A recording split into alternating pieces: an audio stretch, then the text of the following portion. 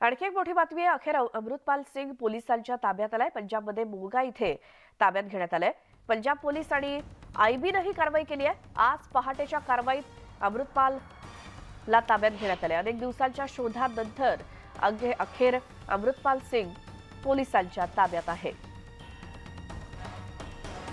अमृतपाल सिंग याला पोलिसांनी आपल्या ताब्यात घेतलंय। मोस्ट वॉन्टेड होता अमृतपाल सिंग आणि त्याला पंजाबमध्ये ताब्यात अटक करण्यात आली आहे। पंजाब पोलीस आणि आयबीने ही कारवाई केली।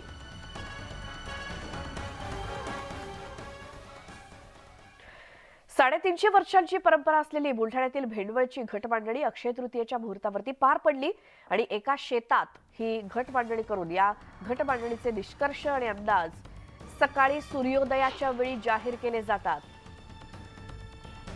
भेंडवळची ही घटमांडणी त्याला 350 वर्षांची परंपरा आहे आणि यंदा पावसाचं प्रमाण कसं राहील, एकूणच वर्षभर कशी स्थिती राहील या संदर्भातले अंदाज वर्तवले जातात। यंदाचं पर्जन्यमान कसं राहील याचा अंदाज आणि अक्षय तृतीयेच्या मुहूर्तावरती काल ही घटमांडणी पार पडली आणि आता आज सूर्योदयाच्या वेळी हे सगळे अंदाज सकाळी जाहीर केले जात आहेत।